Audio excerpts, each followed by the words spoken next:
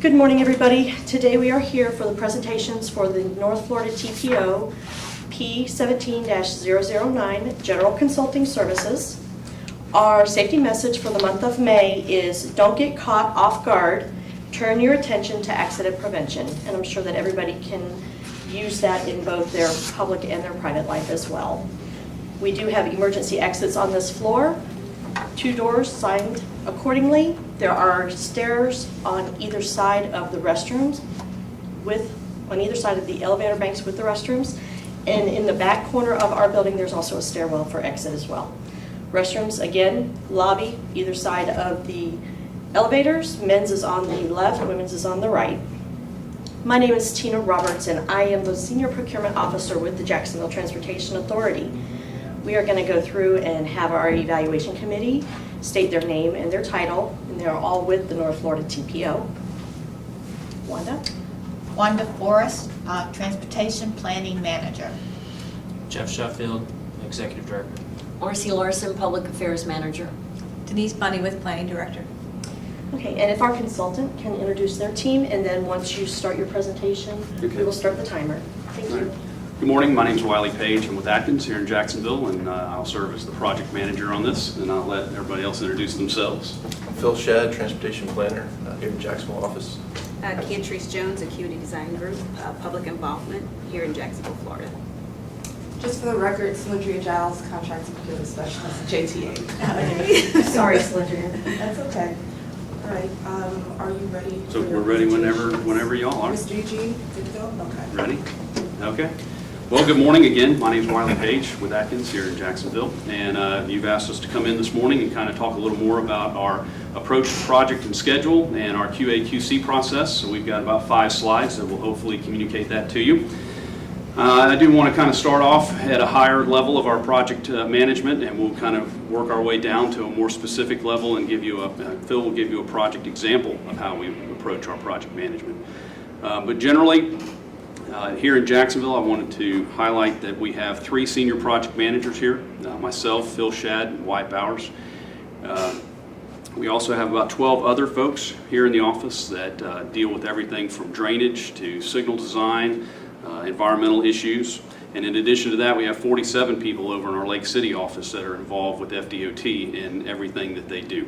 And we have access to all of those folks to come in and help us, advise us, and so forth on any assignment that you may give us. In addition, we have our subs that are supporting us on this. Cantrice has already introduced herself right here in Jacksonville. Pond and Associates is also on our team, and they're in fact in the building right next door to us on South Side. And then we have All Traffic Data, who is here in Jacksonville and does a significant amount of data collection work. RSG, who you're very familiar with, and Alta Planning and Design, which is a national bicycle pedestrian firm. We have worked with all of these firms over the years. We have a very close working relationship with each one of them and have worked together as a team in the past on other assignments and for other folks. And that relationship makes it a very cohesive team coming together to work for you guys. So in addition to those folks, I head up the Florida planning as well as the Southeast planning for ATKINS, which gives me access to over 30 planners and transportation engineers around the Southeast. So if anything were to come up where we could not handle it locally, I have the ability to bring in whoever we need when we need them. And one of the things we pride ourselves on is not just bringing in a warm body to do something, but bringing in the right people to meet the needs that you have. So not only we have an East, we also have West. So my counterpart out West has another 40 planners and engineers, and if I ever need to get to any of those, she makes them available as I make ours available across to her. So we have a lot of folks that do work around the country, and all of that experience can be brought to you for any of the assignments that you have for us. One of the other things that I've highlighted on here is the interagency relationships, and I think that's critical as we move into developing the approach to dealing with any of your assignments. I mentioned we have a lot of people over in Lake City. We do a lot of work for FDOT District 2 and many of the other districts around the state. But in District 2, we have a very strong relationship with several people. Jim Knight comes to mind because we're doing some stuff for him right now. But these relationships give us a very good insight into their concerns and their issues and how they like to see things approached. Jim, for example, has in the back of his mind how many people it takes to cross mid-block to justify a signal. And because we've worked with him for a number of years on things like that, we know that going in. And we can work with them to identify any other concerns that they may have on the front end of your projects. So again, as we move through them, these things don't pop up midstream and all of a sudden we have an issue with one of the agencies that you work with. So we understand their concerns and we bring that to you as part of this project. Kind of covered some of the things on here, and an approach to a project like this, again, it's a general planning consultant project, so there's a whole number of things that you could task us with under this. So some of the general approach that we would take, and I'm sure this is not coming as any great surprise to you, it's certainly not rocket science, but as we work with you and identify the project and the scope, how are we going to schedule it? What are the schedule issues that may come up? There's some hard deadlines to get on your agenda to move forward, and we want to make sure that we do that appropriately. And control of the budget and the quality control, which we'll cover that at the end in a lot more detail. But now we're going to kind of get into the team approach, getting in, again, a little more specific. And you guys, the TPO has developed six different goals, I guess would be our guiding principles. These came from your long-range plan, and I think they could certainly be exported into just about anything that you guys do to help with your partner agencies and help in the community as we take on different projects.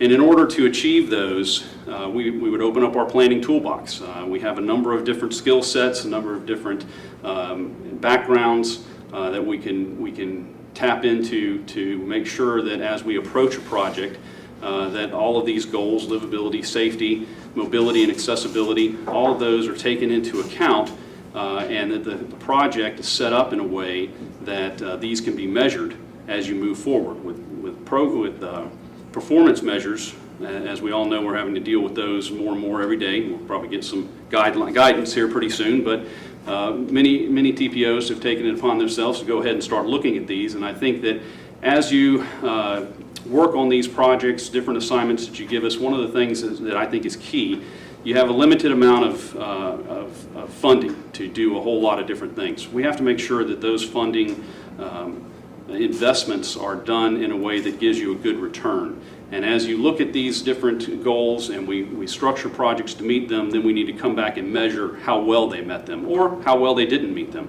So as you go in to look at a similar project, you can either replicate the same thing because it worked well, or if it didn't, we would then recommend changes so that it perhaps does meet these goals better moving forward.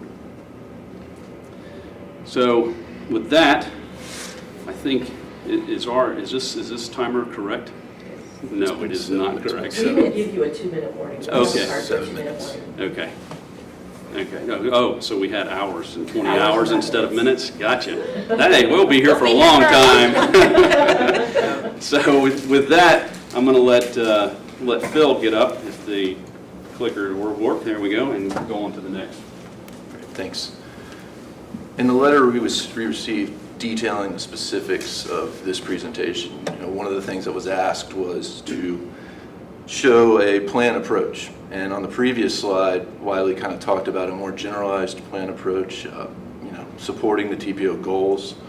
But we wanted to kind of take this next step and choose an example TPO work product. In this case, we're choosing corridor study, and we're going to I want to take you through the ATKINS process to accomplish a corridor study. As an example, obviously there's many TPO work products, but we wanted to pick one to kind of show you our approach.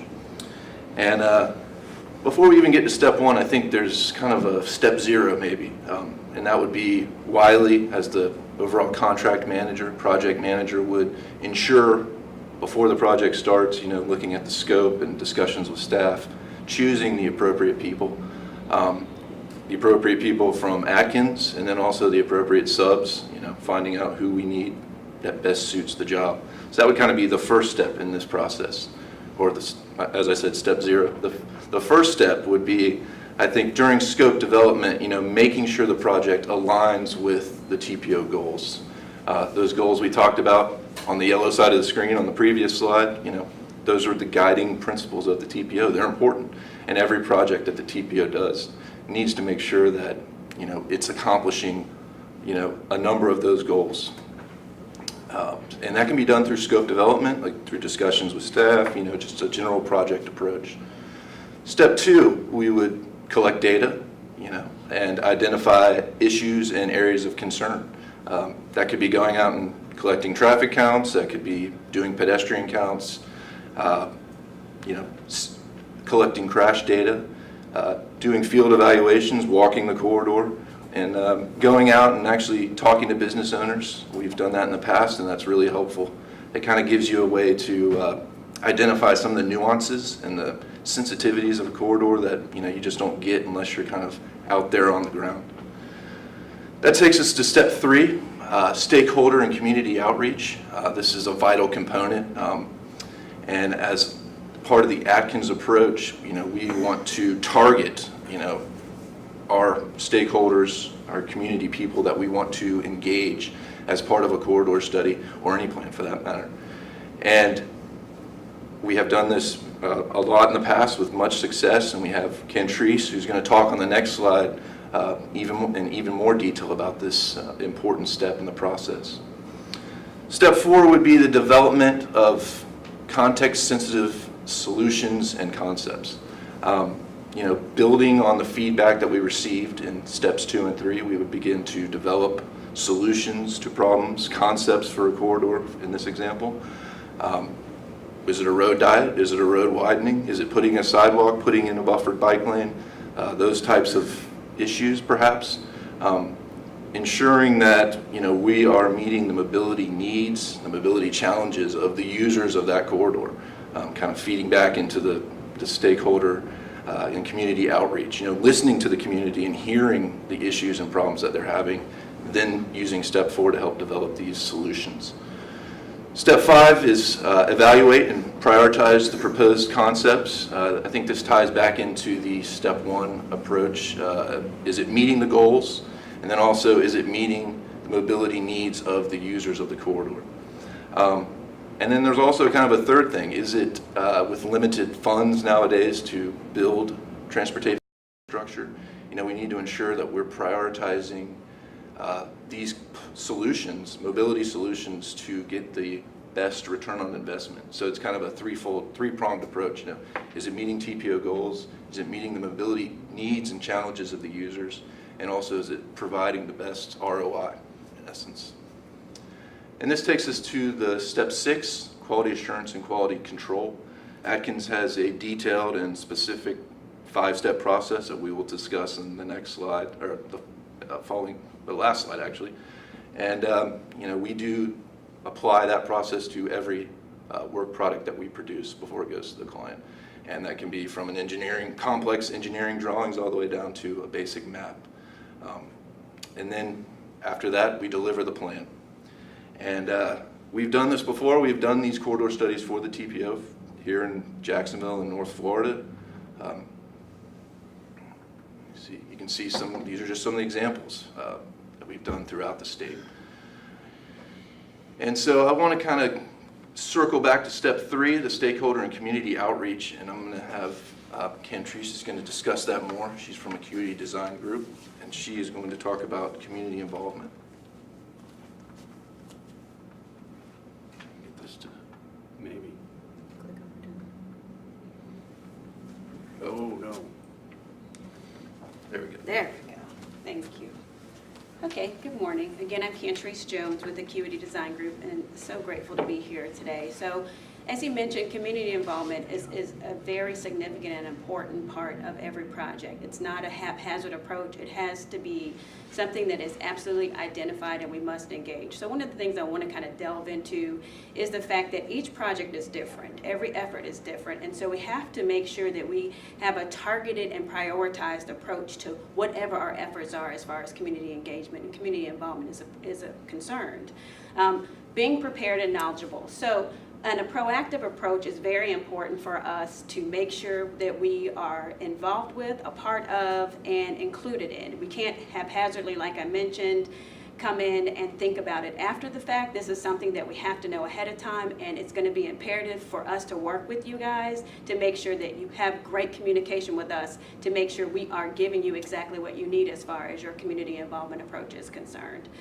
We've worked on several projects in the area, and so we feel like we're a little connected with the area, and we're very observant about other projects that are going on. So I think it's important for us to piggyback on some of the existing events that perhaps maybe JTA may be doing or maybe FDOT is doing. That could also cause some cost-saving mechanisms for TPO if we're able to do those things. Again, going back to the targeted areas, the methods in which we are unique are so significant that we have those prioritized items for each of those individuals. So for example, in an elderly community or an older community versus a group of millennials, the way that we approach them is completely different. We can't do the same things that we've always done for the last couple years and have a community meeting without engaging those individuals that we need to target. So it's important that we identify who those people are before we even go into our efforts as far as public involvement is concerned. So of course we know we have community meetings. We have those on a regular basis. We usually do it at the library, or we have our efforts, our standard areas in which we do our community meetings. But sometimes it's important for us to do one-on-one meetings as well. For example, with city council members. Some of those intimate conversations that may need to be had may not need to be in a community setting, so we want to make sure we're available to do those things as well for you.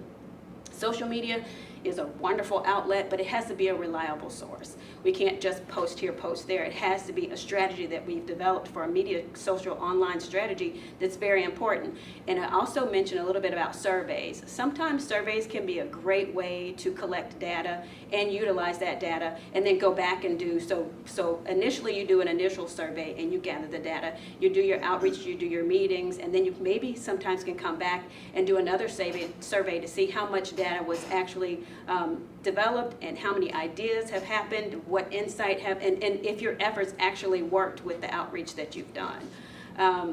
We have an existing comprehensive database that over the years we've created. So we have a long list of people that we've worked with, the bike community, pedestrian community, other agencies that we've worked with, city council, political folks, and political connections that we have that we feel will be imperative to making all of these projects successful. There's also an opportunity for earned media just based on who you are. Absolutely will allow for you to have some earned media placed as well. Now, one of the things I kind of want to dig into a little bit is, as Wiley mentioned, we work with Jim Knight. We work with JTA, of course. We work with the city of Jacksonville. We work with other local municipalities as well. So in that, we can develop some community champions. So when we have community champions, sometimes people are really super eager to put your information out there. For example, Jake Gordon with Downtown Vision, he always wants to, whatever we're doing, he's ready to send our flyers out to get our information out. So I think that having those community champions for us is going to be a significant help to you guys as well. An effective communications toolkit. I want to kind of wrap up with that. You guys know me. I've worked with you guys over the last few years and have really enjoyed working with you guys. But I think it's just so important for us to continue and grow and engage that communication back and forth with each other. Is why they mentioned this is something that when each project comes about, we have to be targeted as to who we're reaching out to and go back to what the TPO's goals are. Okay, thank you. Great. All right, if I understand this right, I got about 3.5 minutes to go, right? So we're going to wrap up and get to your questions by talking about our QA/QC process. And as I mentioned early on, Atkins takes this very seriously, and I think Phil covered that we actually have a formal 5-step process that takes us through our quality assurance, quality control. One of the things that we do is at the onset of the project, up 2 minutes, okay? At the onset of the project, we have a QA/QC plan that identifies who will be doing the QC. So if I am developing the product, I can't do the QC, obviously. We'll have to identify the appropriate people that have the knowledge to review it and give meaningful comments back. So we do that at the onset and identify several other elements of how that QC will happen. And then the 5 steps would be it's ready for QC. The lead technical professional who's working on it has done their work, and they believe that they have checked it and it's ready to go to QC. So then the QC reviewer, who was identified in the plan, they review that They make any comments, ask questions, ask for clarification, identify errors, etc. And we have a whole color coding system that we use for this, and it's both electronic and paper, however we need to do it. And then that gets sent back to the lead technical professional for concurrence. So they look over that and make sure that that they agree with any of the comments, and if they don't, they circle back with that QC reviewer to resolve that. And then the changes get made. So the lead technical professional either makes the changes themselves or directs other staff to do that. They check that and they make sure that it's ready to go, and then it goes back to the QC reviewer to verify those changes. And again, all of this is color-coded, strike through, underline, so that the comments and corrections are documented that those have been made. And if there are any issues remaining, then it circles back into step 4 again, where it goes back to the lead technical professional, and they make the edits and they send it out. And as Phil said, that happens to everything, whether it's a memo, newsletter, map, final report, tech report, whatever it might be. Anything that leaves our office goes through this step, this 5 steps before it would reach you or any of your clients, any of your partners, or the public. Because misinformation is a killer to any project that we do, and we want to make sure that we do not have that issue. And that's why, in fact, I got one more minute, or am I done now? We get audited. So we have a quality control person in our office. Every office has one, and they will audit us periodically by surprise to make sure that that file is done and that we have been following those procedures. Am I done? Or I have- We get extra credit because we're trying to figure out 20 hours versus. Okay, well, I'm going to stop there because I probably can't say a whole lot in 45 seconds. We're going to pause just for a minute and fix the time situation. Yeah, right, 19 hours. I don't know that I could talk for 19 hours either, though. That's a filibuster. Yeah, that would be a filibuster, yeah, absolutely. Absolutely. Yeah.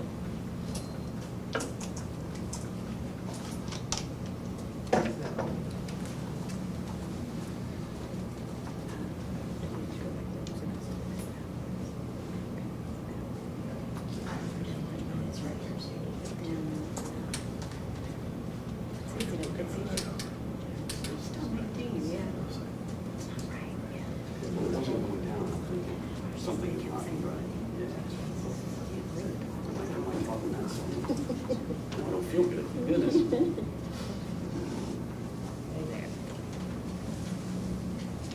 Well, you said we were the guinea pigs. We apologize. I said it's okay. Tina, can we ask a procedural question beforehand? to make After sure- you go through the questions that you I was got going to ask scripted, that before that. You want to ask that before that, Sandra? Yeah, if it's procedural. Well, what I'm trying to say, to get best value out of the 10 minutes, because since we provided the questions, a lot of that is answered in the presentation, and we may desire to ask other questions. So- Now, those questions in their entirety were not provided to the committee or to the team? I guess what I'm saying is they may have answered sufficiently in some Okay. cases, Okay. and if we get better value in asking a different question, are we obligated to ask these 4 as written? What's your opinion? If you want clarification on something specifically mentioned in the presentation, it can, but you also have to ask every other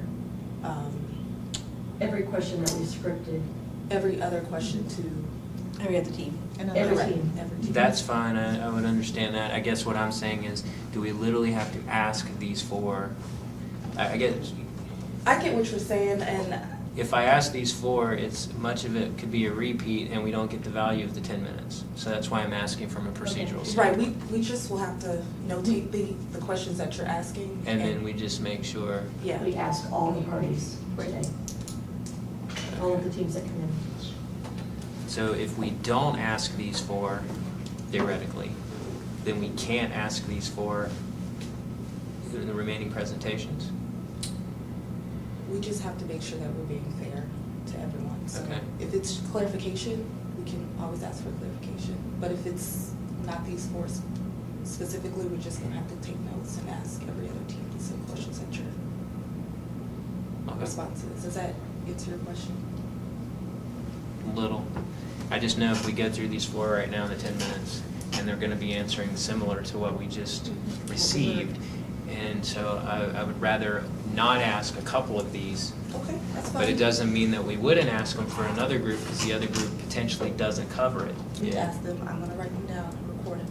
And if it's some additional clarification when the other teams come in, or if you feel that they haven't answered some of these questions, we can ask them, but we just have to make sure that it's clear to what.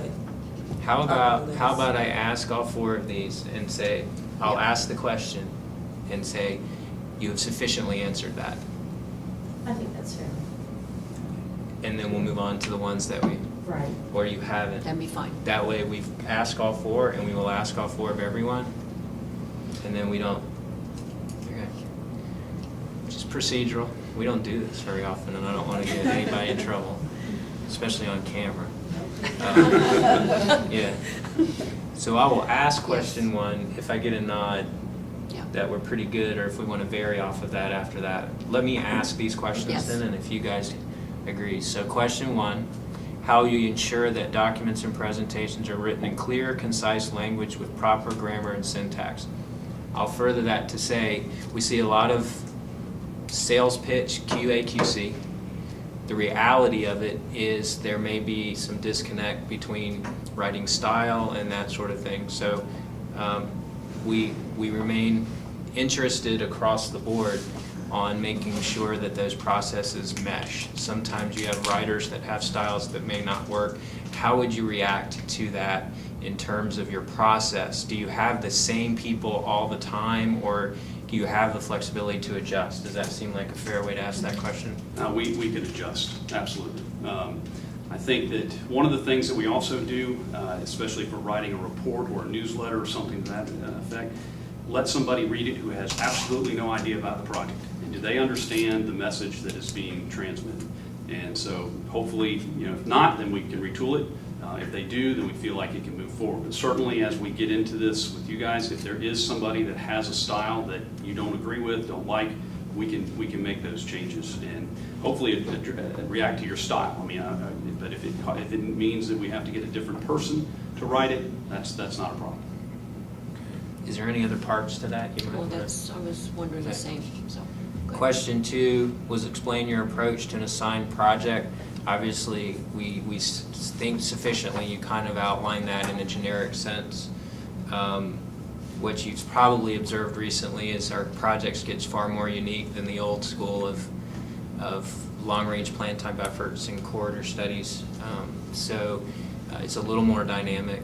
I would say on the public involvement side now, there's clearly more public interest in stuff that we're doing than in the past. So, so that's why we wanted to try to make sure we understood the thoughts and the approach. I know it's difficult without understanding the specifics of the projects, but you sufficiently outlined it. I don't know if y'all have anything in particular you want to broaden in your questions related to the approach. The only, one of the things that we had in certification was to make sure that we address the underserved. And how would you address the underserved? Well, I think, actually, Cantrice can probably talk about the outreach to underserved communities, but, also, I can talk about it from a technical standpoint. Some of the things we've been doing lately, kind of some EJ, environmental justice, demographic indices. Like, for example, in the city of Tampa, we did a trails plan where we looked at, basically created an index of underserved communities. That there's a whole number of socioeconomic metrics that would go into that, low income, minority, those types of things, disability. And, we kind of used that as a GIS analysis, and we looked at places we could put trails to ensure that we were, providing infrastructure equitably. And, this can be done in both, are we building a road someplace that is negatively affecting an underserved community, or is it positively affecting it? It can go both ways, I think. So from a technical aspect, we have done those types of things. And from an outreach perspective, I think. So from an outreach perspective, we actually think it's best to do grassroots efforts in the underserved community. So actually be in those communities and go into the community. And we absolutely have no issue with doing that. We are very connected to a lot of the underserved communities already and work in those communities on a regular basis, and would be absolutely great to know that that is a concern of yours. So number one, I appreciate that. But absolutely, we will do a grassroots efforts to go into those communities. I think what that does, we have a project that we worked on that was going through a Vietnamese population community, very, very strong Vietnamese. You cannot just go in because of their culture Right. and speak with them. They have a community leader, and it's not somebody that's elected. It's somebody in the community. In this case, she owned a dry cleaning store. She knows everything that's going on in that community. And if we needed to talk to her to find out what was going on or get information back to that community, it had to go through her, or people would not accept it. So we learn those things, and then that's how you go out and do it. You can't necessarily just go have a meeting in a church that's in an area that is considered to be underserved. That may not get your message out. Absolutely. The third question, what's your approach to public involvement in the studies? Obviously, I think you pretty sufficiently laid that out, unless Marcy has anything more specific on that. Another question, just from concern, how will you ensure the project remains on schedule and within the budget? Obviously now the uniqueness of some of these efforts and the interest level in some of these efforts have created more desire in the middle of the effort to go in different directions.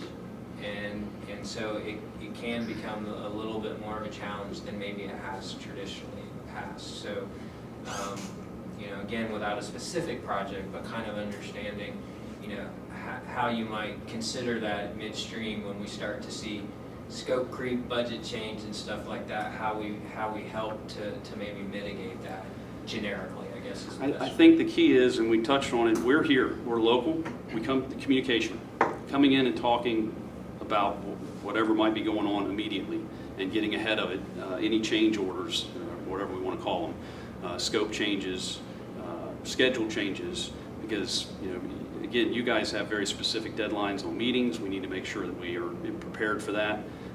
We've had a number of projects that do this. As you collect the data and you come up with ideas and you go out to the public, all of a sudden new ideas come up and you need to be able to react to that. And again, effective communication with you and your project managers so that everybody is aware of what those are and how we can best move forward, whether it's modifying the scope so that we go in a little bit of a different direction or flat out, there could be a wholesale change because of something that happens. And we've experienced both of those. And again, effective communication early and thorough analysis of what needs to change and how the scope would be impacted, how the budget might be impacted. All of that could be positive or negative. And then if there's any additional time that is needed. And sometimes that's all it is. I mean, we may just tweak a little bit of the budget and the schedule, or the scope, but then the schedule is what kind of gets hit, because now it's going to take a little bit more analysis, a little bit more time, another public meeting, something to that effect, and the schedule is really what takes the big hit. But again, talking about all that up front immediately to get our hands around it so that it doesn't cause you any issues. And I kind of think that, I think it's important with a lot of these projects to do some outreach and, I guess awareness early in the project. Get people hearing about it, maybe some sort of campaign type thing, so that, once you're in the middle of the project and an article is written in the Resident or something and everyone's like, oh my God, this is the first time I've ever heard of this, and then that's when, the different direction comes and the schedule gets thrown off and the budget's shot. And, so if we can help to, number one, kind of talk about what the project is, what it's hoping to accomplish, get early feedback before, you go to a meeting and show a concept, and it's like, well, those are the kind of things that kind of change the direction 180 degrees and create issues. I also think that anticipating those things are important. So I think that if you already kind of know, we've had the experience, we know what we've been through with that, and having that in the back of our mind, that anticipation that this could potentially happen because we know, it's very important as well. So if we have 2 minutes. How much? 2 minutes. Got anything? No, I'm good. We have to stick within the framework of these two categories, right? Yes. Okay, I Yeah, won't ask this. I'm good. All right, then we're good. Very good. Thanks. Thank you. Thank you. Thank you very much.